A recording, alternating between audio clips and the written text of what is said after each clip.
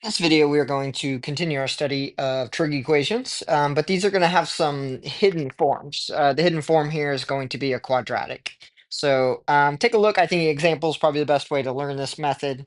So cosine squared theta plus 3 cosine theta, and then the -1 is outside that, and they want us to find all answers to this equation such that in the first revolution, 0 to 2 pi.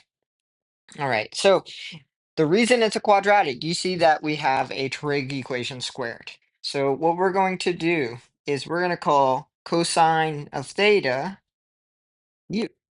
This is a common technique used in calculus quite often. Okay, if I do this, this means it's u squared plus 3u minus 1. And then from there, you have to solve your quadratic. Now, if it factors, you can do that. This does not factor, so I'm going to do the quadratic formula. It's -3 plus or minus the square root of, okay, and I just like to do this side, 9 off to the side, 1 times -1. That's going to be a 13 over 2a, which is just a 2.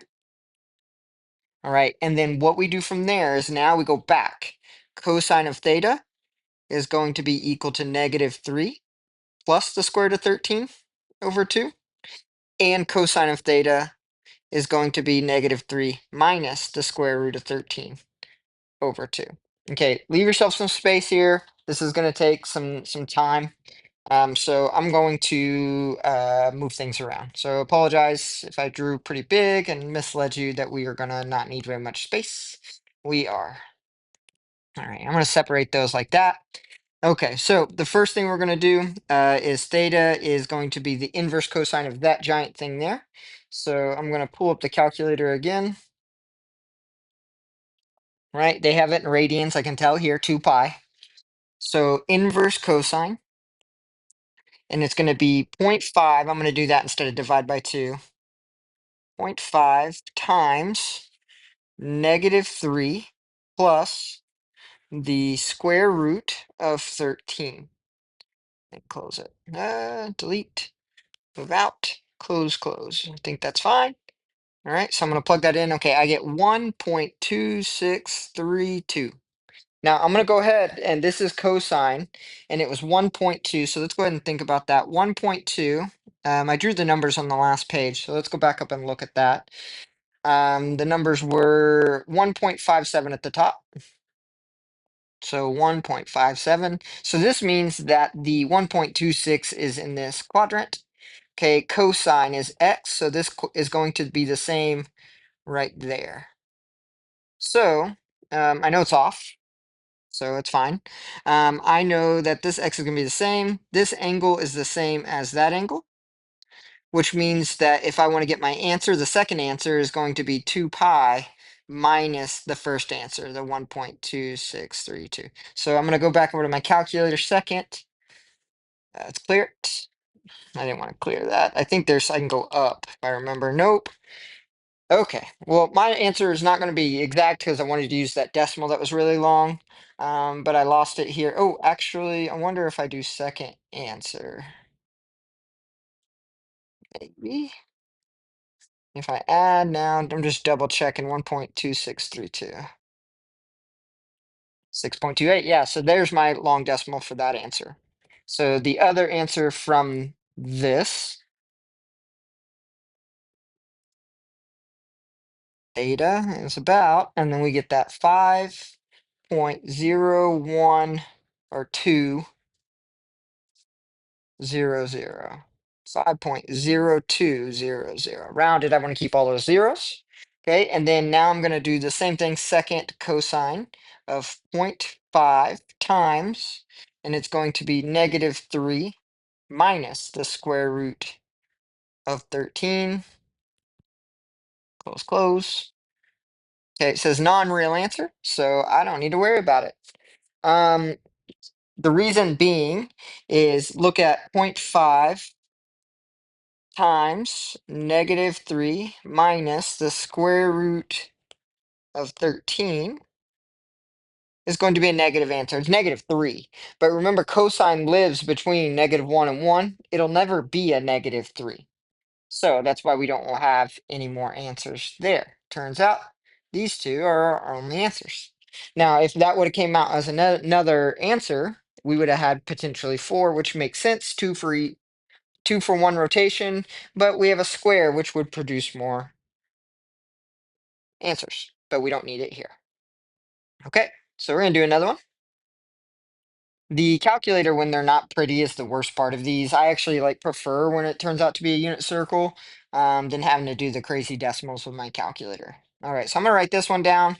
What changes on this problem is that we have sines and cosines, and we're just gonna use identities to get out from under them. All right, what I mean by that is that I know I can replace sine squared here with 1 minus cosine squared. That's my Pythagorean identity. And then what I'm going to do is, now you notice this looks like the first example of this video. This is a quadratic. So I'm going to get 0 equals cosine squared theta plus 2 cosine theta plus 1. I had to minus that other 1 over. Right? I'm going to do a sub here. U equals cosine theta. So filling that in now, I get 0 equals u squared plus 2u plus 1. And actually, this factors to save some video time. If you need help with factoring, just send me an email request. I'll send you a video from, it's kind of old, it's like 6 years old, but it's still good on how to factor. I have a technique. Okay, this is actually u plus 1 plus u plus 1. All right, so if I only take 1, I don't have to write it twice. That means u is -1/2. We replace cosine theta with u. So we're looking for when is cosine -1, right? And we're looking at 1 rotation. So here's my quadrant plane. This is 1, 0, 0, 1, -1, 0, and 0, -1. Cosine is x, so it happens over here. That revolution then is pi. All right. And it just, the reason it works out like this is because this is double. So I'm not going to have 2 solutions come out of that. Um, Yeah, so there's our one answer. Remember that when it is a theta, or when a pi or a pi over 2 or 3 pi over 2, something like that, 5 pi, 7 pi, -14 pi, we're only going to get one answer. And then it being double here is why it only gave us one instead of the potential 4 answers. Forgive me for that. Okay. Hope this is helping. These can be kind of a pain. I feel like this is probably close to the last difficult section. There's 2 more that are coming up with sines and cosines with triangles that are not right. And then the rest of the semester kind of takes a dip with difficulty, in my opinion. So we'll see. All right, I have one more problem for this section, for this video, I mean. And I'm going to remind you of a couple of identities. So cosine, for one of them, we have sine. These are very important and are going to help you in calc a lot. Sine of 2x is actually just 2 sine x cosine x. This is going to help you with something called integration. And then what should we use for cosine 2x? We have options. I think I'm going to choose one that has it's 1 minus 2 sine squared x. So I just pulled that from the table. I'm going that route just to see what happens. So we may change your mind, we may not. All right, so writing this down, I'm going to go ahead and make my replacements. This is 1 minus 2 sine squared x. Sorry about that. Plus sine x times 2 sine x cosine x equals radical 3 over 2. Okay, and then I'm just going to see what happens as we work it out. All right, so this is going to be cosine x minus 2 sine x squared cosine x plus sine x, or let's go ahead and multiply, 2 sine squared x cosine x. That helps out quite a bit. Those just go away, thankfully, which just leaves me with a cosine of x. Now, notice they gave me no interval, so we got to come up with a general solution for all. So we're looking for cosine to be radical 3 over 2. Radical 3 over 2 is on my unit circle, so I know to use it and not a calculator. Cosine of radical 3 over 2. Radical 3 over 2 is the long side. Cosine is x. So we're dealing with the short triangle. Short triangle has the long side here, which tells me it's the radical 3 over 2. This is a pi over 6. So one answer is pi over 6. The other answer, I know I'm going to have 2 here. So I can go ahead and add 2 pi k. General, they gave me no 0 to 2 pi or anything like that. Now I'm looking for cosine to be the same, so that is my x. So that's going to be right here. Notice this shares this side right here. The x's are the same. And I got to have it, I want it within that revolution. So here is 12 pi over 6. That's all the way around. So go back. That gets me 11 pi. 11 pi over 6 for that one. So the next one would be 11 pi over 6 plus 2 pi k. So again, this comes down to how well do you know your unit circle?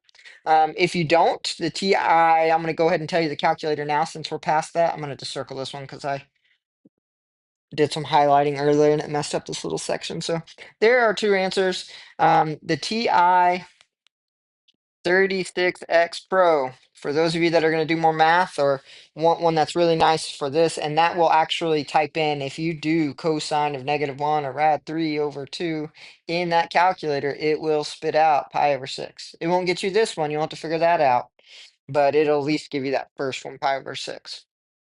All right.